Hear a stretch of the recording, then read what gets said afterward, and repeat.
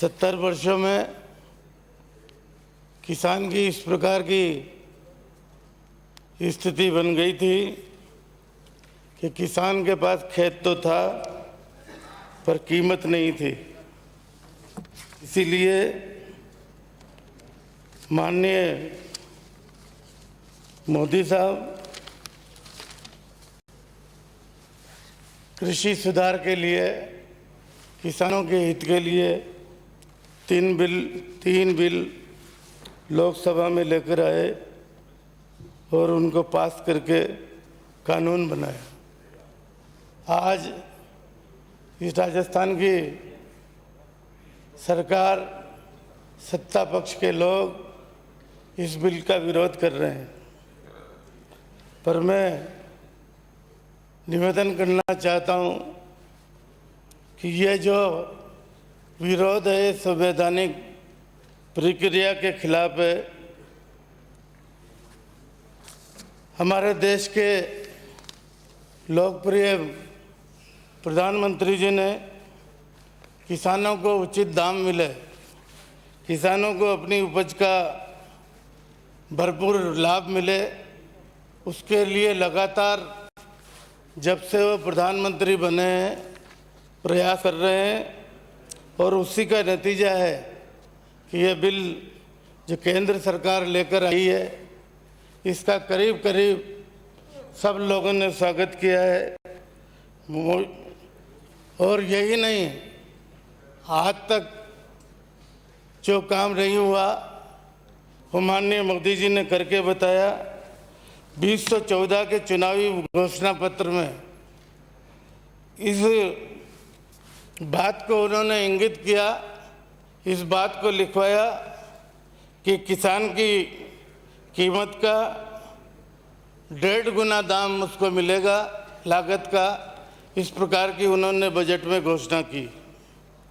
बिचौलियों और दलालों से मुक्ति दिलाने के लिए, किसानों को उनकी उपज बेचने के लिए कृषि ऊपर व्यापार के संबंध में व्यापार और वाणिज्य संवर्धन और सरलीकरण अधिनियम 2020 जैसा कानून बनाया। किसानों को प्राकृतिक आपदा और बाजार के उतार चढ़ाव से मुक्ति दिलाने के लिए सशक्तिकरण और संवर्धन, मूल्य आश्वासन और कृषि सेवा पर करार अधिनियम 2020 का कानून बनाया। इस कानून से किसानों को फसल बोने से पूर्व समझौता कर अपनी फसल का मूल्य निर्धारित करने का अधिकार मिलेगा। ऐसा नहीं है कि वो बिचौलियों के हाथों में चला जाएगा। जो उसकी ज़मीन जोतेगा वही उसका मूल्य तय करेगा। किसान की मर्जी है कि मैं इस भाव में मेरी ज़मीन दूंगा, इस बीघा में मेरी ज़मीन दूंगा, इस फसल की ये कीमत लूँगा। तो उसका प्रोविज़न उन्होंने इस एक्ट में किया है। इतना ही नहीं, जो किसान के खेती के काम में आने वाली जो भी चीज़ है, चाहे दवाई है, ट्रैक्टर है, खाद है, बीज है, इसका इंतजाम भी एग्रीमेंट जो करेगा किसान के साथ उस पर डाला गया है। इसका मतलब यह है कि किसान अपनी शर्तों पर किसी से एग्रीमेंट करना चाहे तो एग्रीमेंट कर सकता है और नहीं करना चाहे तो नहीं करे।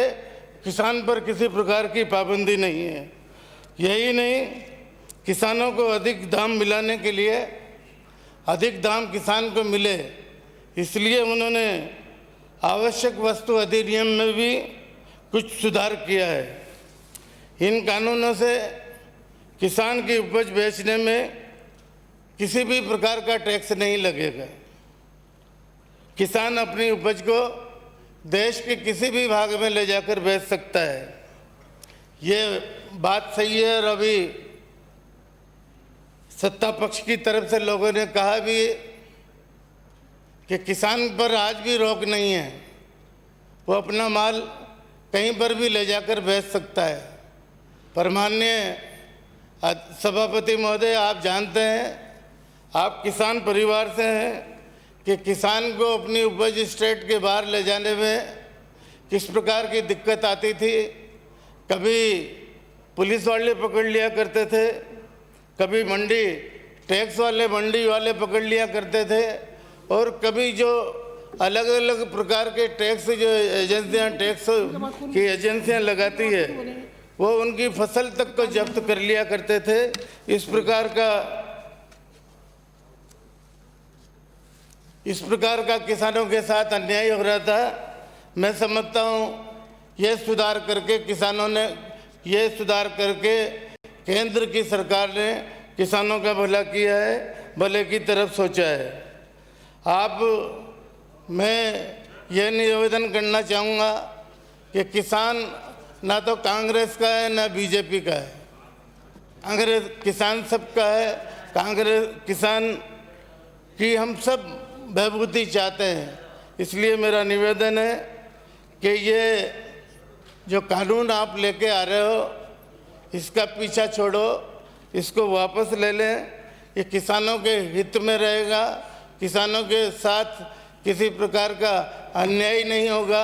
आप मात्र इसलिए कि कांग्रेस के दिल्ली में बैठे हुए आला कमान ने कह दिया कि इसका हमको विरोध करना है, और आनंद फानन में जिस तरह से पंजाब में बिल लाया, छत्तीसगढ़ में बिल लाया, उसी तरह का बिल आप यहाँ पर ला रहे हो।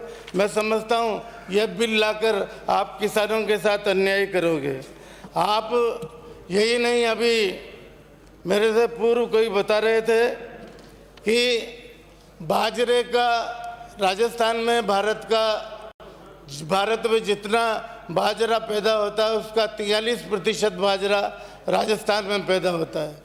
राजस्थान में बरसात की कमी वैसे ही है भौगोलिक कारणों से, इसलिए इस फसल को किसान ज़्यादा सोइंग करते हैं। इसको खरीदने का प्रोविज़न के लिए केंद्र सरकार को चिट्ठी राजस्थान सरकार को लिखनी थी, पर आज दिन तक चिट्ठी नहीं मिली। उसी का नतीजा है कि जिस प्रकार से नारायण सिंह जी बता रहे थे, जो इसका जो समर्थन मूल्य है, जिसकी अपन लागत आंकते हैं सोइंग की, वो 1473 रुपये है, और बाजरा आज बाज़ार में 1100 से 1300 रुपये क्विंटल मिल रहा है। ये किसानों को निश्चित रूप से इसका हानि हो रही है, किसानों को घाटा हो रहा है। इस बारे में सोचना चाहिए और तुरंत चिट्ठी लेकर भारत सरकार से परमिशन लेनी चाहिए कि ताकि ये केंद्र चालू हो सके, बाजरे की खरीद चालू हो सके। मैं यह भी निवेदन करना चाहूँगा कि बाजरे का खाली महत्व खरीद से या किसान की फसल तक ही नहीं है। ये कोरोना महामारी जो चल रही है, जिसकी वजह से हम सब परेशान हैं, लोगों की माली हालत दिन पे दिन बिगड़ती जा रही है। ऐसे समय में भी कोरोना महामारी के समय में भी ये खाने के लिए, स्वास्थ्य के लिए और इम्यूनिटी की बात करते हैं, उसके लिए बाजरा बेहतर है। और यही नहीं, इस बाजरे पर शोध हिंदुस्तान के बाहर अमेरिका में हृदय रोग विशेषज्ञ डॉक्टर विलियम डेविस ने बताया है कि ये ब्लड प्रेशर में, डायबिटीज़ में, ओबेसिटी में स्थायी मुक्ति बाजरे से हो सकती है। इसमें बाजरा भी शामिल है, ज्वार भी शामिल है, जो भी शामिल है, चना इत्यादि को भोजन के रूप में खाने का परामर्श दिया है। इस संबंध में उन्होंने 2011 में व्हीट वैली नामक पुस्तक भी लिखी है। तो हमको आज हम आदमी की हेल्थ के बारे में चिंतित हैं, उस लिहाज से भी हमको बाजरे की खरीद शीघ्र से शीघ्र चालू करनी चाहिए। केंद्र द्वारा अधिसूचित फसलें जिनका समर्थन मूल्य घोषित किया जाता है, उन फसलों का भाव अगर समर्थन मूल्य से नीचे जाता है तो प्रधानमंत्री अन्नदाता आय संरक्षण अभियान योजना के तहत फसल उत्पादन की 15% खरीद राज्य सरकार कर सकती है, इस प्रकार का प्रावधान है। माननीय इसलिए मेरा सदस्य प्लीज निवेदन है कि इसको जल्दी से जल्दी करें। जल्दी यही स्थिति मक्का की है। मक्का भी बड़े पैमाने पर होती है। मक्का की स्थिति भी आज इस प्रकार की है कि एमएसपी 1850 रुपया है, 1300 रुपये में बिक रही है, जो को तो एक तरह से भूल ही चुके हैं अपन। 1525 रुपये समर्थन मूल्य होते हुए भी इसकी खरीद की कोई प्रकार की व्यवस्था सरकार की तरफ से नहीं हुई है। माननीय सदस्य आप प्लीज एक मिनट साहब, चने की स्थिति देख लीजिए आप। चना अभी मंडी में आया, चने की फसल के समय 3700 रुपये क्विंटल में हमारा चना बिका, जबकि इसका समर्थन मूल्य अधिक था। चने को भी हम चाहते हैं तो 15% तो हम स्टेट गवर्नमेंट खरीद ही सकती और भारत सरकार की तरफ से कोई मनाही नहीं है। 25% खरीद का पैसा आपको पूरा का पूरा भारत सरकार देती, पर आपने चना भी नहीं खरीदा। उसका कारण ये रहा कि किसान सड़कों पर ट्रैक्टर में अपना चना भरकर लगातार कई दिनों तक खड़े रहे और उनको निराश होकर वापस लौटना पड़ा। पंजाब की यहाँ पर बात हुई। पंजाब में कृषि उत्पादन का 85% एमएसपी पे खरीदा जाता है। माननीय समाप्त करें। वो भी उन्होंने इस प्रकार का किसानों के विरुद्ध जो नया कानून लाया है, इस प्रकार का प्रोविजन किया है, उसकी नकल आप लोग कर रहे हो। उसकी जितनी निंदा की जाए कम है कि उनको सजा का प्रोविजन किया है। और अगर किसान अपने स्टेट से बाहर माल ले जाता है तो ऊपर मंडी टैक्स देना पड़ेगा। इस प्रकार की व्यवस्था की जा रही है। माननीय Shri Sanyam Lodha please conclude your. एक मिनट साहब, प्लीज एक मिनट साहब।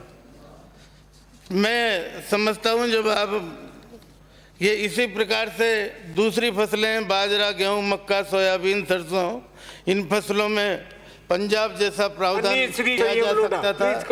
मैं इतना ही निवेदन करना चाहूँगा कि ये बिल, ये कानून जो संसद ने बनाया है, उनमें कोई भी राज्य सरकार कैसे संशोधन कर सकती है। संशोधन करती भी है तो ये गवर्नर के पास जाएगा, गवर्नर के बाद प्रेसिडेंट के पास जाएगा। ये लागू नहीं होगा, ये आप लोग भी जानते हो। मात्र आला कमान को खुश करने के लिए इस प्रकार का कानून आप लाए हो। हमारे प्रधानमंत्री जी ने कहा है कि लोकसभा में ऐतिहासिक कृषि सुधार विधेयक का पारित होना देश के किसानों और कृषि क्षेत्र के लिए एक महत्वपूर्ण क्षण है। ये विधेयक सही मायने में किसानों को बिचौलियों और तमाम अवरोधों से मुक्त करेंगे। आखिर में मैं एक बात कहते हुए अपनी बात को समाप्त करूंगा। माननीय सभापति महोदय, एक मिनट प्लीज समाप्त करें। मैं एक बात कहते हुए अपनी बात को समाप्त करूंगा। उनके मतलब किसान, उनके पाँवों में छाले पैरों में भिवाई है, आपके चेहरे पर रौनक किसानों के दम पर आई है। बहुत बहुत धन्यवाद।